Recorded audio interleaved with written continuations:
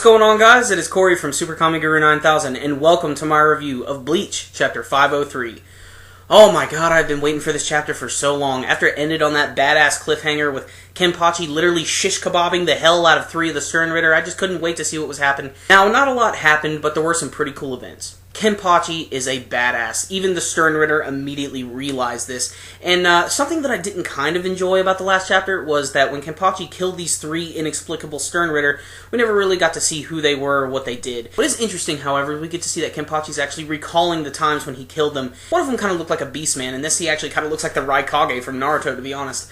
But basically, he's just this like big gorilla guy who's just like roaring and everything, and Kenpachi's like, he was roaring so much I just cut him in half. And then there was one of the female ones who, again, he's like, well, she just kept talking and talking and talking, and then eventually I just ripped her throat out, which is super violent and ridiculous. And then we have this other guy who apparently had the power to turn into anybody, and he tried to turn into Kenpachi, but Kenpachi's like, are you kidding me? This guy's not going to be able to do fucking shit.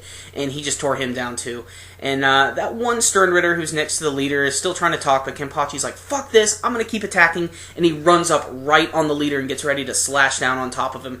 And the leader of the Quincy just blocks his sword with his hand, which is followed by this ridiculously huge explosion, which is just plain awesome. We also get, of course, a little bit of Ichigo hanging out in the cage, being pissed as shit, blah blah blah blah blah, let me out. At the end of the chapter, you get to see that one of the Shinigami Shusei is actually fighting against this other huge-ass Quincy by the name of Driscoll Bursey, or the O Quincy, for Overkill. And I think it definitely fits in with this guy a lot, because he's just gigantic, super intimidating, and what a badass looking character. He's getting ready to finish off Shusei right here, and he's throwing this like huge Quincy cross at him, and right as it's about to hit him, it's interrupted by another person, and guess what? It's Captain Commander Genryusei Yamamoto, and damn it, what a cool panel of him just standing there like a freaking boss. I love that he's able to just throw this huge attack away, but easily the biggest part about all of this is the big guy that he's actually fighting against is the one who killed his Lieutenant Sasakibe,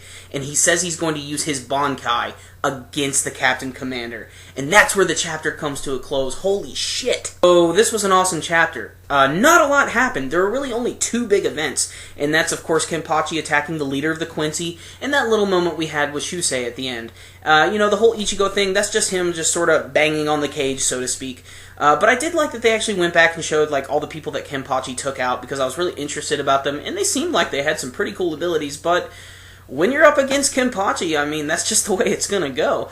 But it is pretty crazy that the leader of the Quincy is just able to block this sword with his arm. But still, I love that there was that giant explosion after. I could literally see that happening in the anime.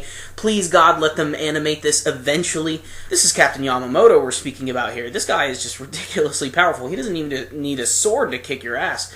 So I can't wait to see what he's going to do. Obviously, he has got to be like fueling hatred for this guy because he took out his lieutenant.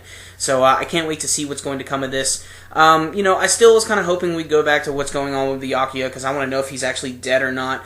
But still, I can't complain, because every single time I don't get an answer to something, at least they give me something else that gets me really excited. So, you know, you got Kenpachi fighting, you got the captain of the Gote 13, you got Ichigo in there. Crazy, crazy chapter. I really enjoyed it, and it was brutal as hell, especially in those flashback scenes.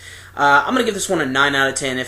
I would only give it a perfect 10 if a little bit more happened, but I still really, really like this chapter. It got me really amped up. Alright guys, so I clearly like this chapter, but what about you guys? How did you feel about Bleach 503? You can let me know with your comments below, and as always guys, remember, if you like this video, make sure and give it a thumbs up. That concludes this review today. SuperKamiGuru9000. Out.